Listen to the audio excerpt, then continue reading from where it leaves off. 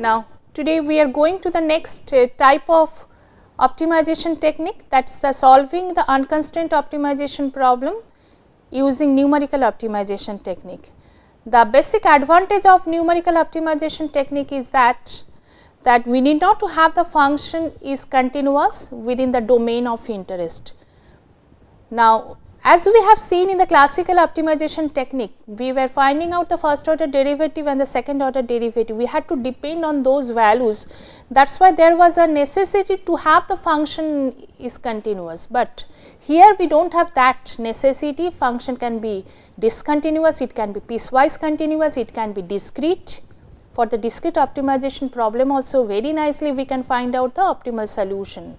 Now, today we will tell you a series of techniques for solving numerically the nonlinear programming problem with single objective function with single variable and there is no constraint. Now, for solving this, for applying the numerical optimization technique, we need to have one assumption that is necessary, that is must, that function must be unimodal within the given domain. Now, we should have the prior knowledge about the pattern of the function, then only we can apply it. If we do not have the prior knowledge of the functional values, then we have to check the convexity or concavity of the function within the range, and there we have to guess that how function is behaving, and then only we can say the function is unimodal within a certain range, then only we can apply the numerical optimization technique. That is the in detail, I will talk on that later on. But one thing is that we need to have the interval of uncertainty and function must be unimodal. Now, what is interval of uncertainty? Interval of uncertainty is referring to that interval where the optimum may lie. Either maximum or minimum we are trying to find out. That is why if we have the information that maxima or minima can lie within this range in the given x, we are considering the function of single variable. That is why within the real line, if we are having the lower limit and upper limit of the interval where the optimum may lie, then that is being named as the interval of uncertainty. That is why two things should be known beforehand. One is that interval of uncertainty, and second is that we need to know the function is unimodal within that interval of uncertainty. Another thing is necessary for few cases like Fibonacci method and few other methods, we need to know that how many iterations we need to do. Actually, the numerical optimization technique is the thing we are using the iterative process. We are starting from a guess point, we are checking whether the point is optimal or not. If the function is not optimal, we are going to the next point, that is the approximation again for optimal. If it is not even optimal, if there is a provision to improve the value of the objective function, then we approximate the third one. In that way we apply the iterative process. This is a process of iteration. And once we will find out a sequence of values of the approximate value of the optimal solution, then we will see that function is the values are converging to a point, and that point will be declared as the optimal solution of the given function. But the whole numerical optimization technique is very much dependent on the region elimination process. Region elimination process, I have given certain idea in my last class on interval hubbing method. There you got certain idea what is the region elimination technique, but just today I will formally introduce that technique to you, how mathematically we are establishing the region elimination process. What is that? We are starting from a guess point and we will find out the sequence of improved solution after eliminating the region. That means we are reducing the interval of uncertainty, and we are reducing further and further. We are trying to reach to a smaller interval of uncertainty, and at the end we will get the interval so small that that interval can be declared, or the middle value of that interval can be declared as the optimal solution. Okay? That is why we are applying that method. Now, let us consider this function. This function is this one. It is clear that within a and b the function is unimodal.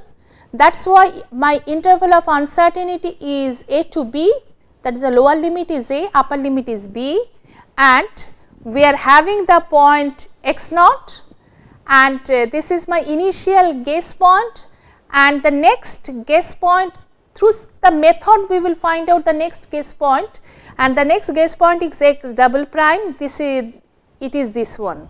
Okay.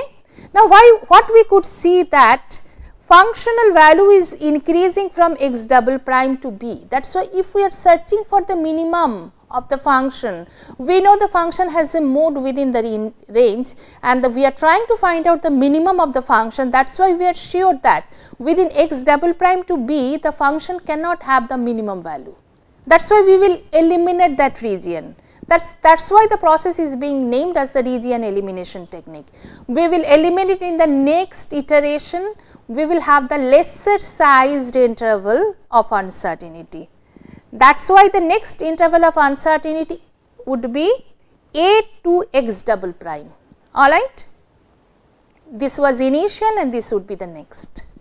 Now, if this is the next level of uncertainty, then let us move to the next function.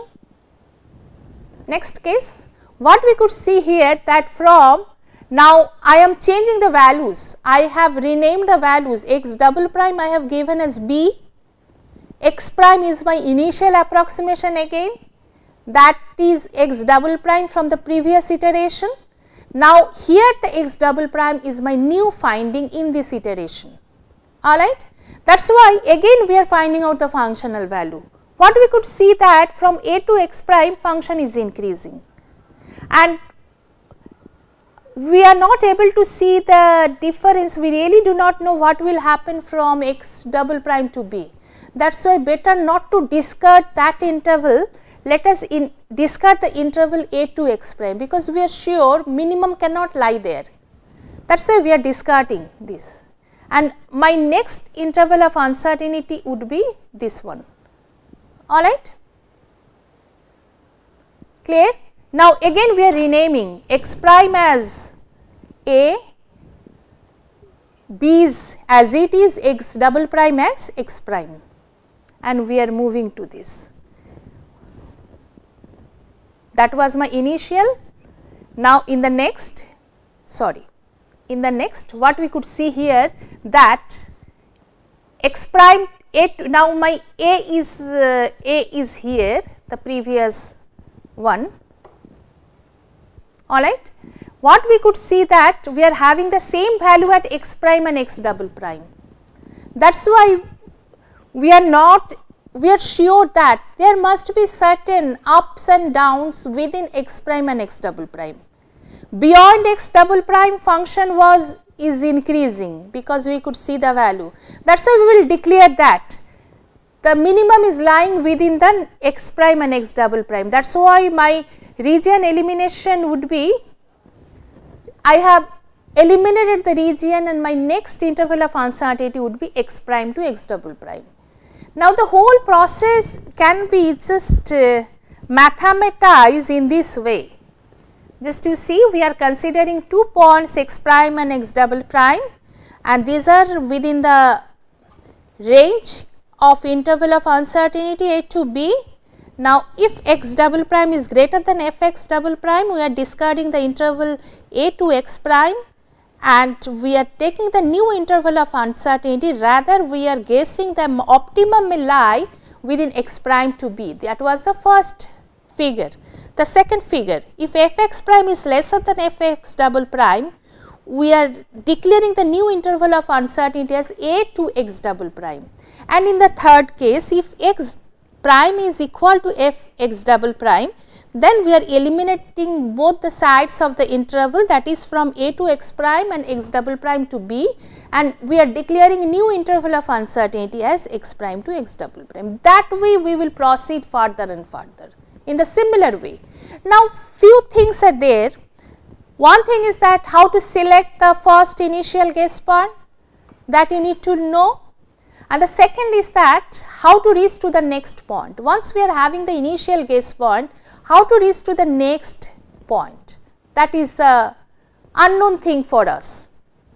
Now, how to solve this kind of problem? That is why we are learning a series of methodologies, and as I was mentioning this part in the last class, that this is the series of methodologies available, and in the numerical method I will explain to you the unconstrained search, Fibonacci, golden section, etc. And there is another series of methods are there on interpolation. I will mention one of that in my classes. Now, I am coming to the interval halving process. I need not to explain this method to you. Just let us see how we are eliminating the region for this. Okay? We are applying this methodology. We are taking the same function we were considering before in the last class, and that was the function was 125 0 0, that function, that is the orange plant problem. Now, there was a functional values were given to us, we are using those function only, and from the function itself we are getting that from 0 to 20 function is unimodal. That is why we are breaking into 4 parts, 0 to 5, 5 to 10 and 10 to 15, like that. Okay? And we could see the functional values at 0 was 12500, at 20 it was 13500. You can get the values just after substituting the value of x. This is x 3500, 14000 and 14000. What we could guess here? We could see that from here, if this is my x naught, this is my x1 and this is my x2, you could see that f2 is same as f naught, rather I can say less than equal to than f naught, alright, in general. What else we could see? f1 is less than f naught. Then which process shall we consider? We will consider the third one, because this is a maximization problem. Whatever inequality relation we took for the minimization, for the region elimination, for maximization problem, that is the reverse one. That is why we are sure the optimum cannot lie from 0 to 5 or 15 to 20. That is why we will eliminate this region. My new interval of uncertainty would be from 5 to 15. Okay.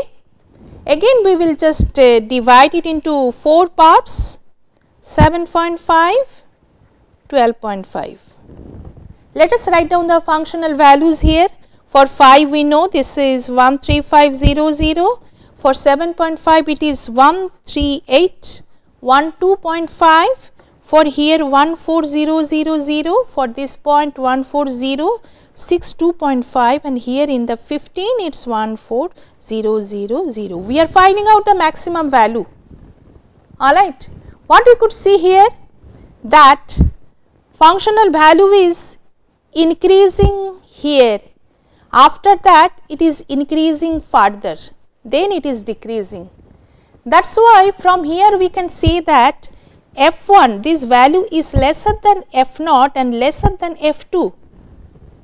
Alright. That is why my new region of uncertainty would be from here to here, 10 to 15, I will discard it. Okay, I will proceed further. In this way I will proceed further. 10 to 15 I will go, I will consider 12.5, I will consider 11.25, and here it is 13.75, and we will find out the functional value. And we will see, if we just proceed in this way, we will get a small interval in the region where 12 is lying, because through the classical optimization technique we found the maximum value is lying at 12. Alright, 12 or 13, because 12.5, that is why it could be 12 or 13, we are not sure which one gives us the better solution. And we will just through this process, if we proceed, this is the task of yours to complete this table. Otherwise, I will put this problem an assignment and I will give you the solution also. Okay? Just take it as an assignment for this. Now, I am moving to the next method, that is the searching methodology with the fixed step size. What is the assumption for this method. Again the assumption is that function must be unimodal, and we must be having the initial interval of uncertainty, and the initial guess point must be given to us, then only we can proceed, otherwise we cannot. How we are proceeding this, just to look at the process. We are starting from the point xi. Initially we are setting I is equal to 0. Now whether I will move to x1 in the left or x1 in the right, that is why we have to select that. That is why we are moving to the step 2. In the step 2 it is being said that find out the suitable direction Si. Si is positive if I move to the right, Si is negative if I move to the left. Okay. Now one thing is there, the fixed step size I will move, I will jump with the fixed step size. If I move to the right with the step size lambda I will move with the plus xi plus lambda I Si, or I will move to the left. In that way we will get a sequence of x0, x1, x2, x3, x4, and we will get the solution. Okay. How to get it? I have just given one, I have just find out one problem for you. This is the function for us. Function is unimodal from 0 to 1, and it is given the initial starting point is 0, and we are considering the step size at point 2. That is why we are moving from x 0.2, then we are moving to initial interval of uncertainty 0 to 1. That is why since I am starting from 0, I have to move to the right. Okay. I am going from point 2 to point 4 to point 6, point 8, in that way I am proceeding further and further. Just to see the difference between the functional values, you just look at, once I am moving through xi, the functional values are decreasing. We are trying to minimize the function. Okay. It decreasing and decreasing further and further, but there is a up where at point 2.6. Okay. Function is again going to up. That is why there is a check whether fi plus 1 is greater than fi or not. Once it is that, we are sure that around that point there must be the optimal solution. That is why we will go from 2.4 to 2.6, then again up to that the function is increasing, but beyond that there is a, I am sorry, function is decreasing, beyond that there is an increase of the function, but I do not know where the increase is. That is why we can declare the final interval of uncertainty as 2.6 to 2.8. And if you ask me what is the optimal solution, I will say take the mid value of that 2.7. But if you want to get the further approximation, that means further better approximation for the optimal solution, what you can do? You can take up a new problem as, take the function this one, take the initial interval of uncertainty at 2.6 to 2.8, then you take a very small step size, take 0.0001 as the step size, and you just run the iterative process again and again, then you will see that interval of uncertainty will reduce further and further, and you will get a better approximation there. Okay. In that way we can proceed and we will get the better optimal solution. And you could guess, even the function is discontinuous, if I do not get the functional value at certain point, I will just select the next, we will search for the next point where the functional value can lie. In that way I can proceed further and further. That is the nice part of this methodology, beauty of this methodology. Okay. This is with the step size, fixed step size. Again it may happen that we are proceeding point 2 to point 4, this is another variation. This is called the random step size. We can proceed even for searching, we can do the searching.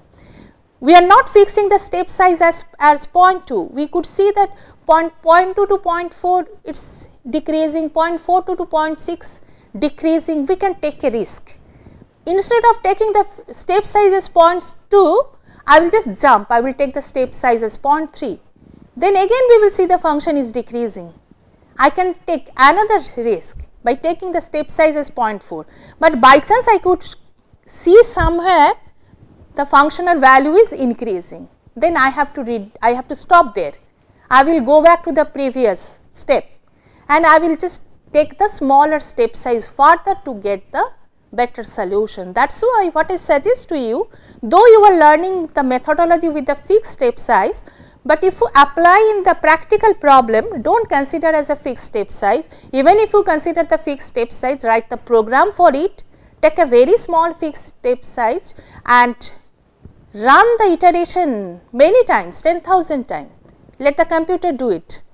Okay. Otherwise, you would consider the random step size, increasing step size, you will get the result better.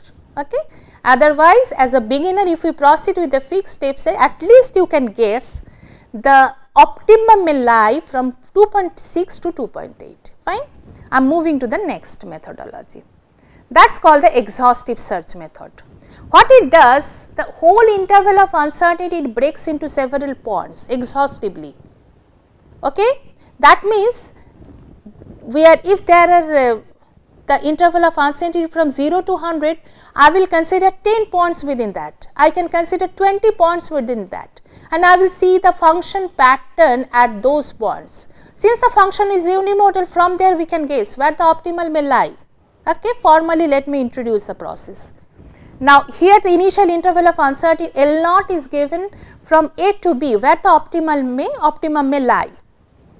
Then we will take n equally spaced points, okay, x naught to x n in between. Then how many, what would be the each step length? Rather, the interval size, it will be 1 by n plus 1. Okay.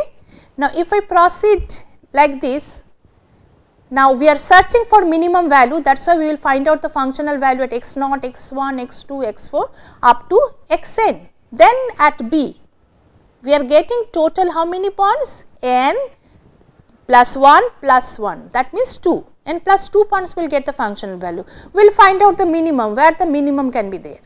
Once we are finding out the minimum x k, we will consider x k minus 1 to x k plus 1 the optimum may lie. That is why what interval of uncertainty you are getting? You are getting the interval of uncertainty as L naught, size of L naught divided by n plus 1 into 2, because both sides I am considering together. Okay. Now, if you are happy with that, consider that, otherwise you consider that one as the initial interval of uncertainty. Again you take n equally spaced point, okay, and consider repeat the process. And even the beauty of this methodology is that if I want that the approximation must be within 5% of the accurate value, I do not know what is the accurate value, but if I want to have the 5% accuracy, it is very much dependent on n, because 5% accuracy gives you this inequality, 1 by n plus 1 must be lesser than 5%. From there we could guess that value of n must be more than 20. That is why for getting the 5% accuracy, we should have 20 subintervals. Okay. Let us consider one example for this. There is one function, the function is very simple. This is continuous function within the interval x into x minus 1, and it is the continuous function within the interval 0 to 1, and this is my initial interval of uncertainty. Alright.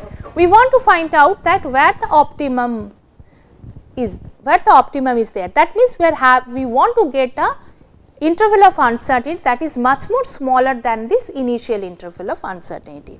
Okay. For that thing, what is suggest you find out through classical optimization technique even other than this searching process.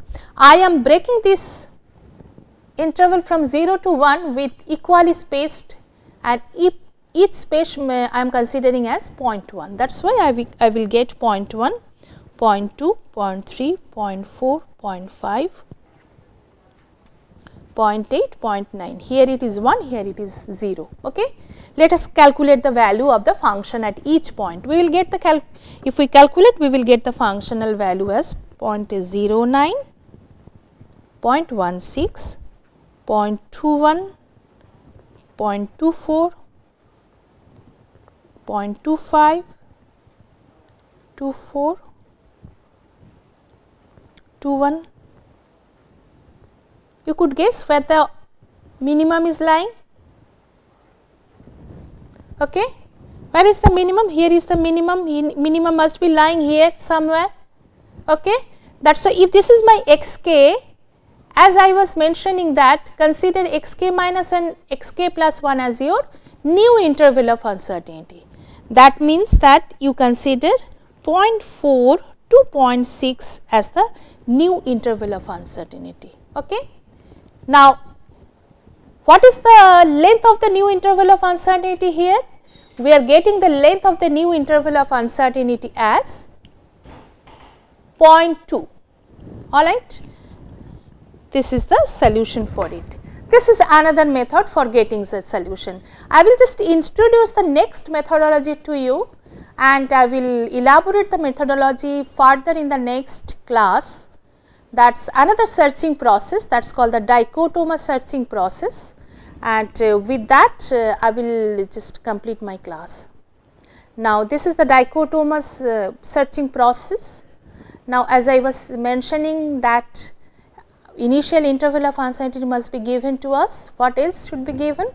Where the function is unimodal. In the interval of uncertainty, function must be unimodal. How the dichotomous process runs? It runs in this way. We consider the middle point and a delta neighborhood of that. And if we consider a delta neighborhood of that, then we are getting the two experimental points. One is the x1, another one is the x2. We will check that which one is the better candidate for minimization, x1 or x2, unimodal. Okay? That is why we will eliminate the region. What is the x1 value for you? The middle value is L0 by 2. That is why x1 must be minus delta 2, L0 by 2 minus delta 2, because delta is the neighborhood I have considered around the middle point. Okay. That is why you see with this process, what is the advantage if we apply this methodology? With this we are reducing the interval better than the previous one, because of this delta factor. Delta factor will reduce at every time delta by 2 or delta regions every time. Okay. That is the advantage. That means we will reach to the optimal solution quickly than the previous methodology. As I was mentioning, exhaustive search, unconstrained search with fixed step length, with random step length, any one of that. Okay. Now, we will take x1 and we will take x2. That is why x1 would be is equal to a plus L0 by 2 minus delta 2, and x2 would be b minus L0 by 2 minus delta 2 within bracket. Okay. And here now my x1 and x2 is there. Just I was mentioning the region elimination technique, x prime and x double prime. Now, we will find out the value for x1 at x1, what is the functional value, x2 and what is the functional value. Depending on that technique, there are three options only. Either one is lesser than the other, or the other one, or both should be same. Accordingly, we will eliminate the region further and further. Okay. And we will just reach to the optimal solution at the end. What I suggest to you, with this idea, whatever knowledge you gathered with that, you start writing the algorithm for it, the steps, okay, and try to apply that dichotomous search on this problem fx equal to x into x minus 1. Okay. Otherwise, in the next class I will elaborate further, and in the next class I will do the dichotomous search and the Fibonacci method for you. Thank you very much for today.